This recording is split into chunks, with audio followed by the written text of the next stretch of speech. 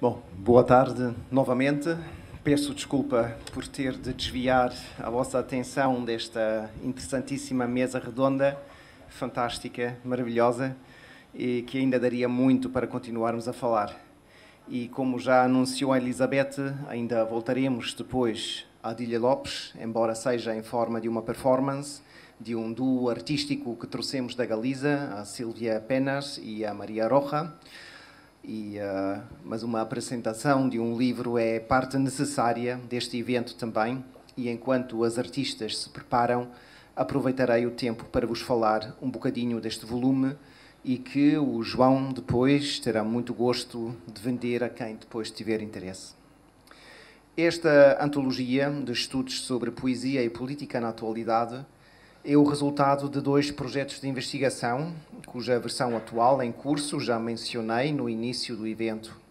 Não quero entrar em muitos pormenores, mas a descrição, os objetivos, publicações, atividades, etc., estão todos disponíveis no nosso site populit.webs.uvigo.gal.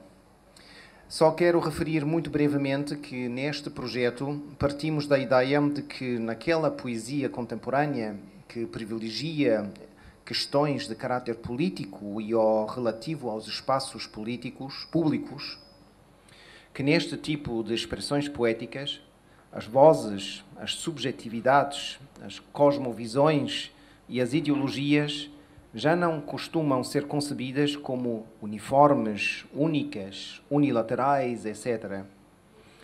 E que estas perspectivas deterministas até tendem a ser excluídas de forma aberta e intencional. Em contrapartida, privilegiam-se diferentes espaços e formas de diálogo. E o poético-político que daí resulta relaciona-se cada vez mais com movimentos sociais, que em muitos casos podem ser analisados como ações poéticas, por exemplo, no caso do artivismo.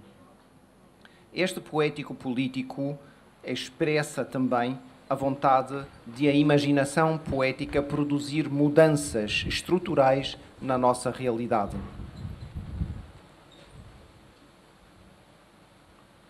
Trata-se aqui de trabalhos de uma equipa internacional, que são a continuação de 3 projetos anteriores sobre a poesia atual e nos quais o político adquiriu uma centralidade cada vez maior. Cada vez maior na medida em que nos temos vindo a perceber da sua relevância para a expressão poética a nível internacional. Este livro, em concreto, foi precedido por outros 2, um sobre o discurso não lírico na poesia atual e outro sobre a relação da poesia recente com o espaço público. Estes livros estão disponíveis para download no nosso site. Além disso, editamos ainda 2 números especiais de revistas sobre temas relacionados, entre outros textos. No caso deste livro aqui, em concreto, o livro começa com 3 estudos de caráter teórico que refletem sobre os fundamentos do poético político destes 3 grandes pontos de vista. Por um lado, o fenomenológico existencialista, depois o do dialogismo de Mikhail Bakhtin e o terceiro é a comunicação na atualidade. Uma comunicação que se encontra, obviamente, dividida entre uma vertente na qual é mercadoria e outra minoritária, mas imprescindível, na que é discurso crítico.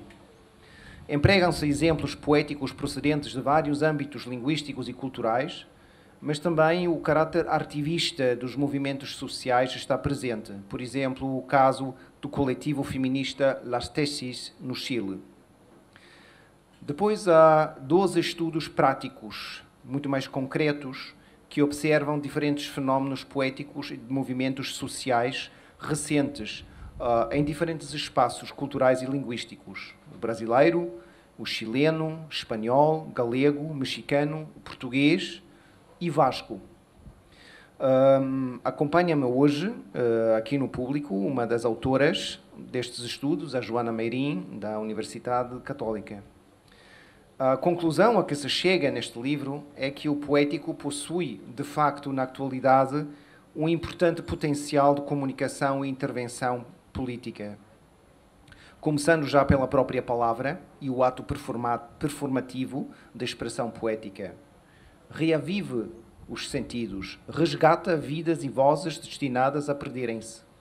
Rompe com o discurso único, permite uma coralidade, busca o empoderamento da mulher, torna-nos conscientes diante de um contexto de violência explícita ou implícita. Leva-nos a enfrentar o absurdo, o incomum e o inesperado. Faz-nos refletir sobre a opressão e a desobediência. Também se verifica uma clara aspiração a um sentimento poético-político do acontecimento, do aqui e agora, caracterizado pelas mais variadas formas de dialogismo. E também um desejo de comunidade com os espaços e as pessoas que envolvem este poético político. Nestes fenómenos que aqui observamos, revela-se algo como uma obrigação da poesia para não fechar os olhos perante os problemas sociais e ambientais e outros tantos, mas sim de se manter sempre em alerta, vigiante. Parecia-nos útil regressar a Jorge de Sena, que falou da corresponsabilidade do tempo e nossa como única garantia de uma autenticidade para a humanidade. E podemos acrescentar que isto se aplica especialmente a esta parte da humanidade que contribuiu a desencadear as tormentas que agora nos impelem para um futuro ao qual costumamos voltar as costas, enquanto aos nossos pés se amontoam os escombros da história. A imagem é conhecida, é da autoria de Walter Benjamin, e pareceu-nos que também o poético político atual que fomos observando continuava a transportar esta sua alerta. Este aviso que cumpre agora, quase um século depois, revisitar que não devemos confundir este tipo de tormentas com o progresso. Em ocasiões até nos pareceu que é precisamente nas expressões poéticas atuais onde podemos encontrar a consciência política mais lúcida e o mais impactante clamor por uma tal corresponsabilidade para com as crises que nós mesmos desencadeamos e que percorrem os nossos mundos.